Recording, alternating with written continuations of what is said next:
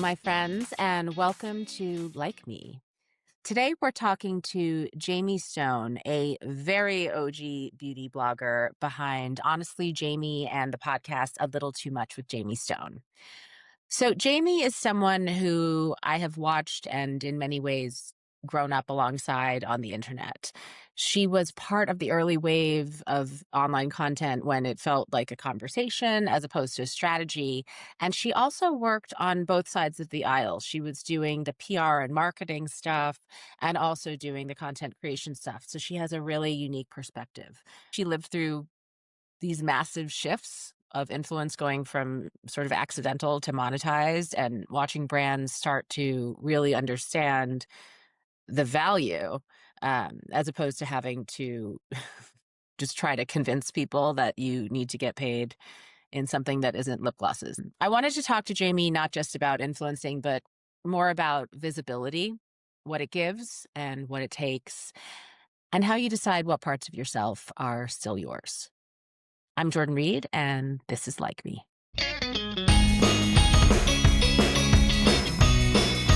Welcome to Like Me, Jamie Stone. Thanks for having me. Just to ground people in who you are, you started blogging in 2006, correct? Yes, correct. Yeah. That's before me. That was 3 years before I did. So can you just tell me how you gained entree into this world and whether it was was it for fun? Did you see it as a potential career? Yeah. So I was working full time in PR. I was doing beauty PR for all of the big skincare brands like Neutrogena and Aveeno and Clean and Clear. And I was tasked with essentially like working with the bloggers, mostly mommy bloggers, but some beauty bloggers too. And as I kind of no one knew anything about that world at all. It was like, here you go. You're you're the youngest one on the team. So like you figure it out. Like, you know, the internet, you're on Twitter. Like, okay, you figure it out. And so, no, so much of my career was like, just like, there were no rules. It was like, just figure it out. Same. Yeah. So I just started like digging around and like studying these blogs essentially that existed back then, where there were only a handful. So it wasn't like a huge task.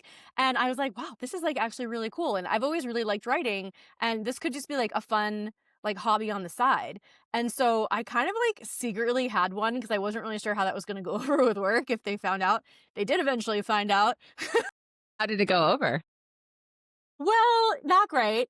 So I was like, we can't stop you from doing this. Like, it's, you know, you're not doing it at work, and they knew that. So it's like, we can't really stop you, but like, they're like, we don't want you to talk about any of our clients. I'm like, okay, totally get that. Like, that is a reasonable request.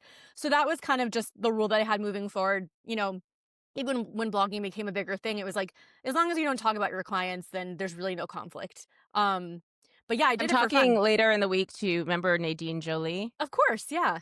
She actually got fired She did. because she had a secret. Yeah, I'm excited to talk to her about hers that. was a little bit different because in her case, like she exposed something about the industry. So it was like, yeah, but She was dishing. I feel sad for today's baby bloggers that these like in-person events, I don't think they happen anymore.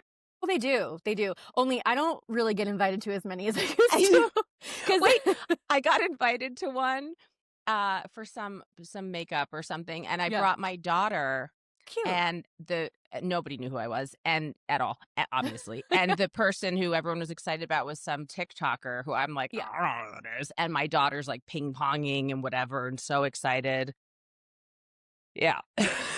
Times have changed. I will say, from what I've observed, most of the events are like very TikTok focused, which, I mean, as someone who's worked on that side, like I completely understand. Sorry, my cat might make an appearance. She loves to Mine too. cross He camera. likes to put his butt right here in front of the camera. Yeah, so I mean, it makes sense from a marketing perspective. I get it. And like, to be honest, I'm at a point now where I'm like, I don't even care. Like, sure, is there an event once in a while I'll see, you know, somebody post about on Instagram or TikTok where I'm like, oh, that would have been cool to go to. Yeah, absolutely. But I would say like 95% of the time, I'm like, I just don't care. But we used to go to so many. I mean, me and Nadine were like all over the place back in the day when I first moved to LA. So I am event, I guess, fulfilled. Yeah. Yes. And I remember in the beginning just going to an event and they're like, they just give you the product. I was like, you just get the product. And that was truly, really exciting until I started to become so pervasive that I was like, oh, these don't actually have value, which became its own thing. So you were going to events, you were doing your own blog, and at what point did you feel like people were watching you as opposed to like your mom and, you know, a couple of colleagues? My mom still doesn't know what I do to this day. I don't think my father's like ever at my side. That's a really good question. I think it's hard to kind of give you an exact time because sometimes I feel like this might sound crazy, but sometimes I feel like getting invited to those events and going to do all that cool stuff actually helped because it kind of made you a little bit buzzier. And like once one PR agency sees that you were invited to their thing, like the other Mhm, one will invite you too. And mhm. that like I do actually attribute to like being able to grow my audience because it was more exposure.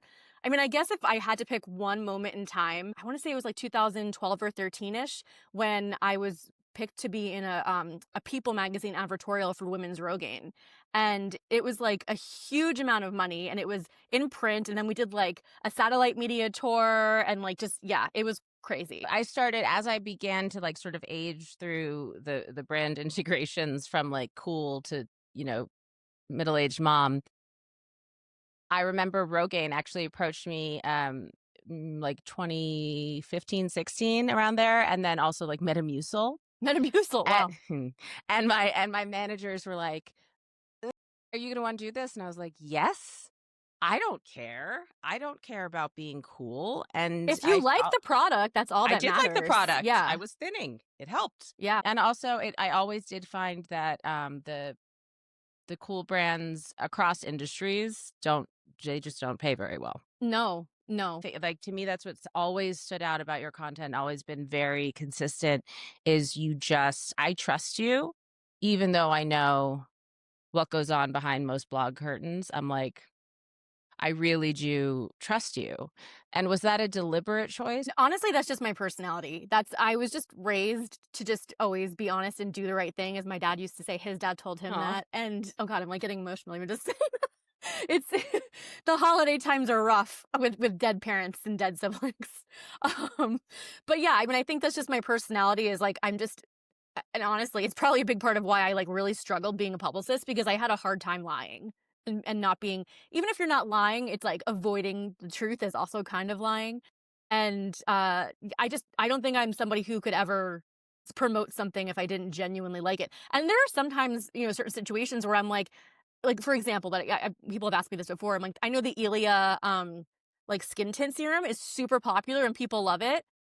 I tried it. I tried it several times actually because I really wanted to like it. And like it just didn't sit on my skin. It just did. It peeled right off. But I wasn't like, oh, this is a shitty product. Clearly it's not. People love it. It just wasn't for Mhm. me. Yeah, I tried to ride that sort of thin line as well in terms of I don't wanna shit on a product because it makes me feel bad. But as someone who's been, you know, shit on as well, as Yeah. have you, I'm sure. Oh yeah. Um, I just don't want to say anything bad, so I'd rather basically say nothing or at the most, like what you said, like, this isn't for me, but have at it. How did you feel that the industry shift towards lots of money, lots of players? Because in the beginning, of course, we were having to convince people that our labor was worth money as opposed to just lip glosses. How did you feel like that changed your content or your readership's perception of it, if it did? Well, at the beginning, we all worked for lipstick. I mean, let's be honest. Like, it's Well, like totally. we I were was so it's very excited exciting. to get those emails and like, you know, I mean, I would say at the beginning too, there wasn't always like a direct ask. It was like, we're so excited to work with these bloggers. You know, we'd love to send you some blah blah blah. And there was never like you must post about this. But I think generally people did just because they were so excited to get free stuff. And if they really liked it, like why would they not share it? And No, then it they didn't actually. yeah. No, they never were like, "And you have to in return." That came much later. Much later, yeah. I think once it Mhm. became, like, very saturated I look back and I think about, like, even when I first moved to LA, that was, like, 2009. One year Sephora sent me a Christmas present, and it was I mean, the box was probably the size of my dining room table. Like, it was insane, and it was filled with, like, you know, flat irons and blow dryer like, expensive things, not just, like, a Yeah. lipstick, and I remember being like, "Oh my god, like, what do I do? Do I have to like post every single thing?" Like, I was so grateful, obviously, and like, who doesn't love Sephora? But I was like, no, I have to like manage this, and obviously, like, at the time there was no Instagram stories or anything like that. So it was more just, when I did a blog post, I featured the products I liked the most and I linked everything back to Sephora. Those kinds of mailings, I remember those being a little bit unmanageable. I think I would have done like an unboxing Right, right. or something like that, but unboxings, they feel it's like I always feel showy offy. How did you use those products? Did you actually? Because I felt like, and I don't know if this is embarrassing or in poor form to admit, but I would take, like, the ones that I actually used and posted and promoted, and then I just had, like, a sick gift drawer for Yeah. family and friends during the holidays. I was gave the best gifts, and it was wonderful. Yeah, I mean, everyone for sure does that. In addition to that, actually, like over the years, I've done like various like charity sales where I would sell those products and donate the money Mm, to charity, which was really nice. Like when Nadine and I were friends with Corey Monteith, the actor from Glee, and when he died, like we threw together all of our beauty stuff and we sold it. We made, I want to say, like $800 or $900, and it was yeah? like it cost us nothing. It was just free product, and we donated that to a charity that he supported. So I've done like various things like that over the years, which is really nice, and I feel like the brands aren't going to get mad if you do that because you're not like keeping the money, you're donating it to a greater cause. But there's definitely a fine line, right? Like I think people over the years have gotten caught selling things for Reselling on profit. eBay. Yeah, Right, right. And mhm. that is just ethically not cool. But then I sometimes get annoyed because I feel like the fashion bloggers always did that, but for some reason it wasn't okay with beauty. Interesting. See, Yeah. I always felt like that is within the realm of okay if you are not being paid physical money. And it is Yeah. easier with fashion because you're reselling. You can't resell. If you resell a beauty product, it means you didn't use it in Correct. theory, I guess. Yeah, And with yeah. fashion, it's like the real, Theoretically, real. you could have worn it and then you're putting it on Poshmark or The Real World or whatever. Yeah, but I wonder if that sense of community, you see things like the TikTok houses, mm. right? Where like they all live together. But I wonder what the sense of community is like because what was it like for you? Did you feel genuine friendships with the women who you were going to these events with, theoretically competing for brand sponsorships with? I was like, and still am friends with a lot of them. I think in my case, it's a little bit different because I always had a full time job sort of in the same world. And so I don't know. Maybe this is just me being nuts, but I was like, I felt like they like kind of had to be my friend because especially when I was doing like influencer marketing, when that became a thing, it's like, well, are they not going to invite me to their party? Because clearly they want to work with the brands that I represent at some point. And yet I also still had this platform. So it was kind of like not straddling line, but like I was on both sides of the court. Cheryl Walk in Wonderland. She's like a big fashion blogger. Well, I don't know anybody. I Okay. aggressively at that time in particular, I found that every time I went on to another blogger site, I immediately got like way in my head and was like, they do Okay. this better, this better, this better, this better. So I didn't read anything back then, I which get, is and I've heard that from a lot of people too, honestly. something that I've been very interested in talking about is how age affects influence, right? And so you're coming at it from both sides of the coin. Like you can speak to it as a PR and marketing person and also as a creator. Is it that overt the way it is with Hollywood? With like, a lot of actresses say you hit whatever it is 45 and then you can be driving Miss Daisy, Yeah. just you're just somebody's grandmother and you're not as marketable anymore. Do you feel like it's still like that, or has it expanded into inclusivity?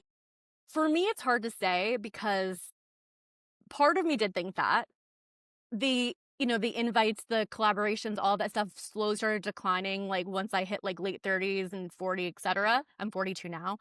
But then you could also make the argument that like, well, I don't have a huge TikTok following, and like, Yeah, so I can't really I'm say it's just that. never gonna do it. It's just not gonna happen. I listen, I love TikTok. I'm just like very lazy and I get very in my head about making the content. Like for me, because I think I come from that like Instagram era of like everything has to like be visually perfect and the grid and the aesthetic. And then like really for TikTok, you just have to get on there. Like you don't have to wear makeup, just like whatever. Hey guys, you know what just happened to me? But like that's just it's even though I have the personality for it, it's in my head the perfectionism is like very hard to conquer. And then there's also the reality of when I was, 28, I didn't mind if my husband and I remember we did a video on our move out day and he's filming me waking up. Adorable.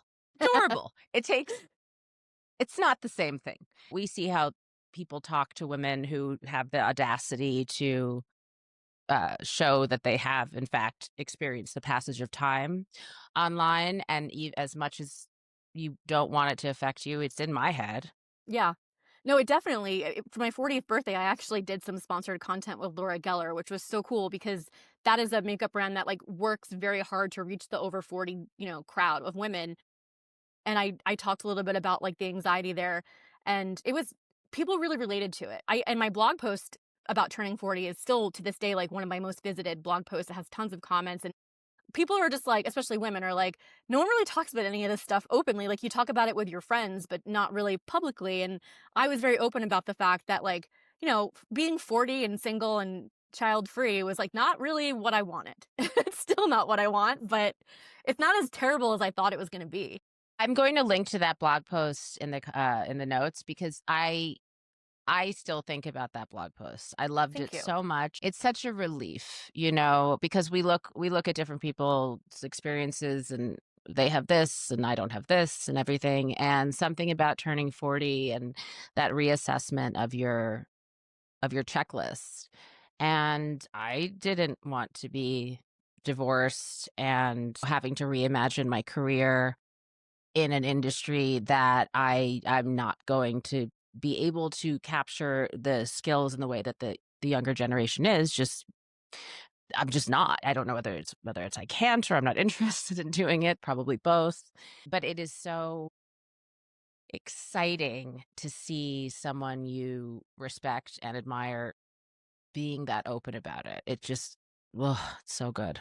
Don't get me wrong. I still get event invitations. It's just stuff where I'm like, honey, I'm not driving to Venice on a Thursday at 6 p.m. for one glass of champagne. Ex Yeah, Thank you, and we did. we Oh, did. we Yes, did. we Oh, we did. got on that 6 train for Yeah. that glass of champagne and maybe a pair of jeans. To what extent do you think that COVID changed that element of being an influencer, like the in-person experiential stuff? Well, for sure, events, didn't exist anymore. And I actually really loved the way that it pivoted. And I can tell you just from my experience, I was still a very active blogger at that point. And I had a photographer that came typically once or twice a month to like take photos for me. And then when I couldn't do that anymore, I was like, wait a minute. If I'm writing a story about moisturizers, I have like probably 50 like other photos I can use as like a main image from previous shoots. I started to learn how to like kind of recycle some of these images, and Yes. it didn't make a difference with performance like at all. No. So that was kind of, and I saved a lot of money, obviously. So that was cool. And then all of the like virtual Zoom events, I was like, this is great. And they would send you like mailers. So it was, for example, I did one with Disney one time, which don't know how I got on that list, but I was so happy. They it was like it was a Zoom on how to learn how to draw Mickey Mouse, like from one of the Disney creators. And I'm not even like a Disney freak, but I was like, that's just really cool. And That's just like really cool. no one really gets that experience. So they sent us like all the tools, and I believe they sent us like some wine or something too. Like everybody was trying to make it really fun. Like, we'll send you drinks. Then it was like, you can choose a mocktail because everybody was like getting really drunk and like like a lot.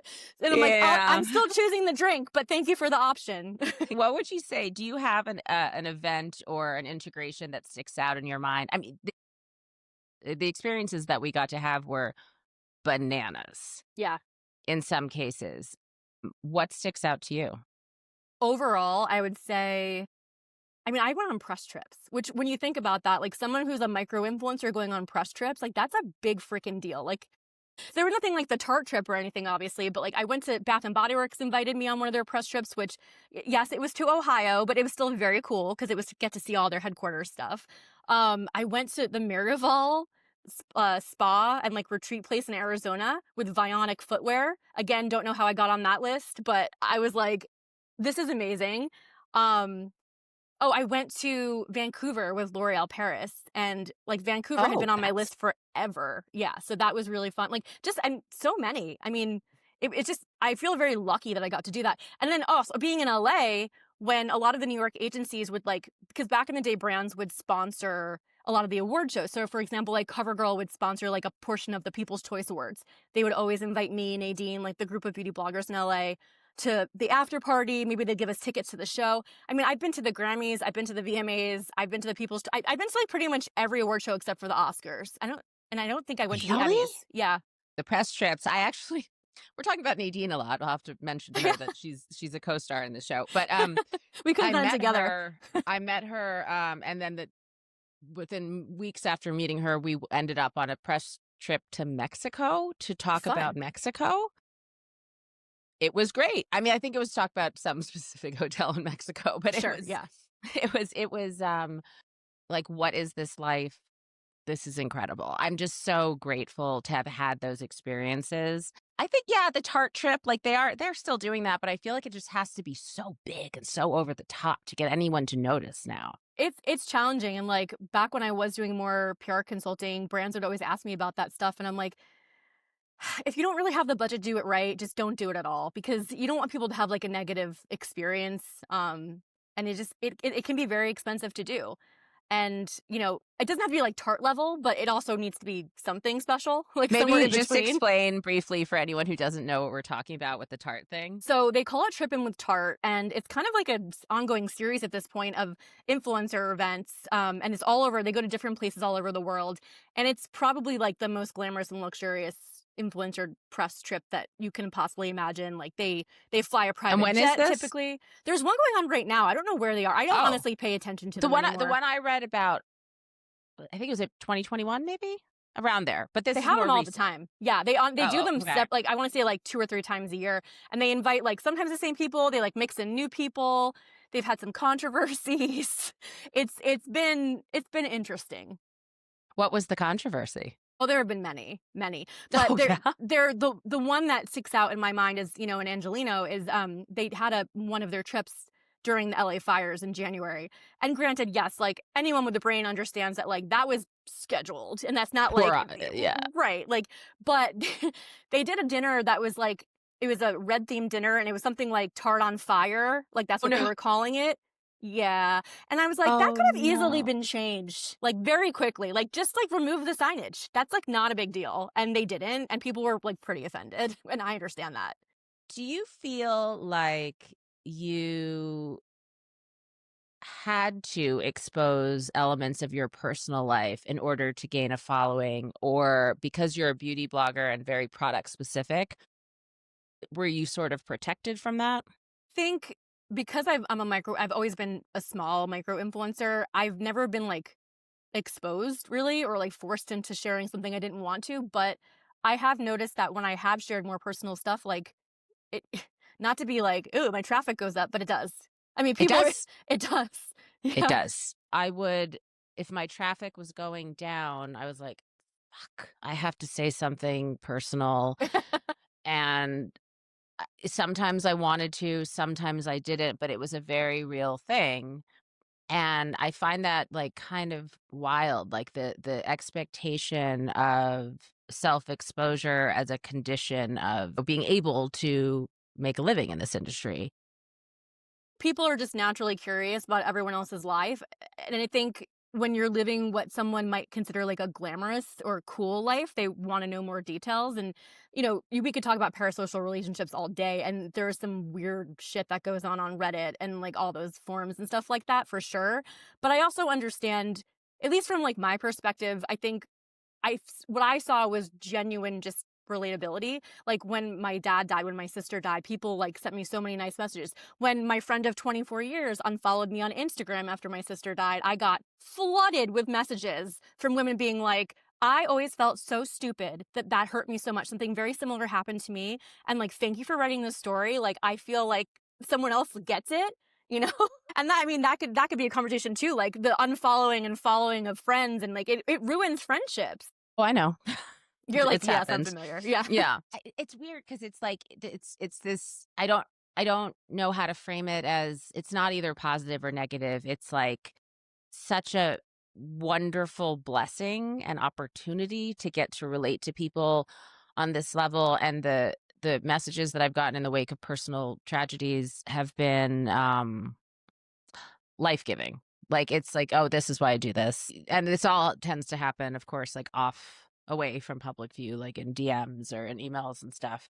It's both incredibly beautiful and at times overwhelming because if you make a misstep, Sure. My Whoops experience a is daisy. definitely different than I think the bigger people could say. Like people getting like doxxed on Reddit for like, oh, I bought a house and the address is not like that's not okay. And that's not obviously my experience, but I can only speak to like what I've experienced, obviously. And it's been pretty positive for the most part. You mentioned having losses in your family. Have you felt more open since then or less open? Like, does sharing something that you have been increasingly pulling back for or increasingly leaning into? I go back and forth with it just because it's exhausting, but I think overall more just because the responses are so nice and people are so supportive. Like even when I froze my eggs, I was getting messages from people who are like, "Lurker over here, like I've been following you for years. I'm just not like a commenter really." And like I have to tell you like I went through IVF and like this is my experience with it and I got like the best tips. Like my nurse never told me to like put an ice pack before I did my injections. I got that tip from Mm. my Instagram followers. It's like I think most people have really good intentions. Of course, the trolling is terrible, and I've had some really bad experiences with that too, especially after I was on a Bravo show for 15 minutes, literally 15 minutes. That Assume you don't want to tell the story. I actually am not allowed to. It is in the contract. We're not Okay. allowed to talk about it. Bravo show got a bad edit. That makes me so mad for you. The power that like one moment in time that you didn't even have any control over, just people coming at you is so is it still that way? Like now it's just isn't everyone like, oh, someone got a crappy edit? Like no one's like people are savvier now. I would think that, but there's some really mentally unstable people. Like and not just in this country because there was a point when I realized that they had I guess started playing it in England and I could tell by the comments I was getting because they were, using the you, the favor, like things like that so I could tell that it was, from Europe somewhere and it was like a slew of like English people and I was like, "Oh, that's weird." And so it's an Oh, we international phenomenon. must be doing yeah, an airing over there. Yeah. Ugh. When you think about what your personal influence has been in terms of not numbers, but impact, what do you think it has been and what do you hope it is, I guess? God, that's such a good question. I honestly don't really know. I mean, I think when you're when you're on the smaller side, you kind of feel like you're talking to yourself a lot of the time, and I know that's not true. Again, because I get those comments like "lurker for years," or like I will write some blog posts about that, is really, I guess, just important to people, and I'll get a ton of comments. So it's like clearly people are paying attention. I want to say I've probably had a good impact on grief. And like grief advocacy, like I do get a lot of really good comments about that. And that means so much to me as like someone who deals with that every day. And then in a silly matter, like I guess like from beauty, like I've always talked about wearing SPF and I'll still get comments from people being like, I started wearing SPF when I was 20 in my early 20s because I followed your blog and like I would have never known otherwise. And I'm like saving people from skin cancer over here. Made a dent. Yeah. I feel like the community aspect of being online has dwindled over time as like I don't know, there's just so many platforms and people aren't meeting and discussing in the comment sections the way that they Right. used to. Like my Substacks get like a comment or something. And so it can feel like screaming into the ether. And then yeah, when you do write a thing that hits with people, you're like, well, all these people are there. I just Hmm. had no idea. And it And I makes sense actually because I'm not yeah. someone who like comments a ton on stuff either. So I totally get What would it. I comment on? Yeah. No, fire emoji. The feeling of just talking into the void has made me feel safer in some ways, sharing, and also much less safe in other ways. You're not getting that constant feedback that lets you know how things hit Right. in the way that it used to be like you published and it was like, well, that worked or that offended people. I broke the internet once because I wrote about racism in the South in 2015, and that was not a thing that nobody needed to hear Jordan Reid's opinion on yeah. Anyway, I broke the internet, broke my site. There was a lot of feedback. It was incredibly valuable, and actually, I it was fantastic, the feedback in retrospect, but at the time, it was just like, "Oh, wow." At the same time, if I hadn't had that feedback, there wouldn't have been that same opportunity to truly, truly not in like a just and I grew, but like truly No, did something from like that. that, that makes total sense, and if it makes you feel any better, I honestly don't even remember that, and I've always followed you, so it went right over my head. Fabulous. Keep it Yeah, there. yeah. My closest example to that would be, I wanna say it was, like, 2011 or 2012, and it was the age of, like, the Bumble date, and, I went on a Bumble date. Long story short, the guy didn't look like his photos, fine, it happens, but aside from that, he was just, like, extremely rude. Like, I would be like he'd be like, "Where are you from?" I'm like, "New York." He's like, "Oh, I hate New York." He's like, "Dating sucks." He, like, came down on me because I had rescheduled our date with 3 days notice. I don't even know you, bro. But, like, Ew. it got to a point where he was just so negative, and he went to the bathroom, and I was, like, hoping he wouldn't come back, and then he did. I forget the exact conversation, but it was essentially, like, he kind of asked me a question, and you know how I am. I'm like, "Well, if you ask me a direct question, you're gonna get the truth." And I was like, "Well, like, this date is clearly not going well, and I'm a little frustrated because, like, I spent an hour getting ready and driving here, and, it's just disappointing. Dating is really hard." And he was like, "What do you mean? I thought this date was going so well." And I was like, so then I was like, "Okay, well, I can give you some examples." You give him an annotated list. So I, like, give him the thing, and he's just in utter shock, and he's like, "Well, I mean, I don't I mean, we can just end it," or something like that. I was like, "Okay, great." And I get up to go, and, like, I'm not mad at all. I'm just like, "Thank God." And anyway, I pitched this date idea story to XO Jane back in the day. Yeah. I poured one out for XO Jane. Oh my So god. good, Yeah, so so good. good. And they loved the story, and I wrote it, and it did not go over well with their audience. First of all, I learned a valuable lesson, like, never go in the comments because that is just it's not gonna be good. They called me, like, a dumb Barbie bitch. That seemed to be, like, the general consensus on me, dumb Barbie bitch.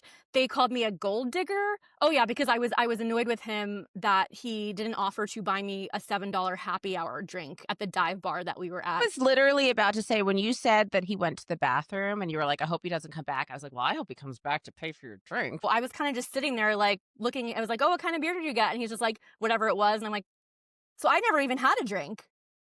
Ew. I And hate I this man for you. And I can't no. believe people came at you, especially but you know what?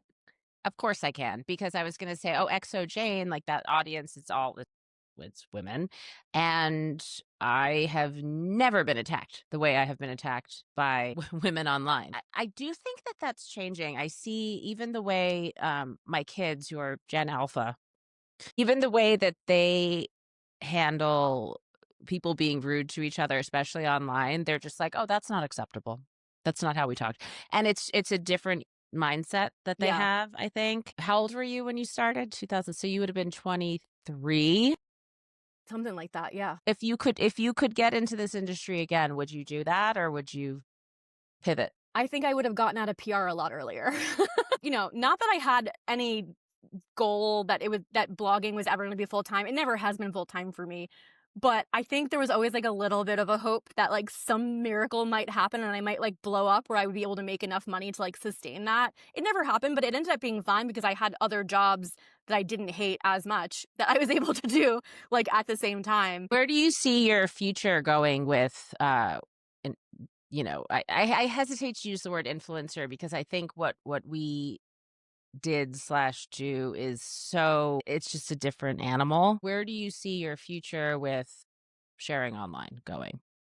I've really been thinking about this a lot lately, actually. I do think that I need to pivot, because what I was doing before didn't not that I didn't love it, but it didn't motivate me enough to, like, actually create content, and I think I need to find something that I'm more passionate about to, like, that would actually keep me consistent with posting and doing more content, and that just hasn't happened with just beauty.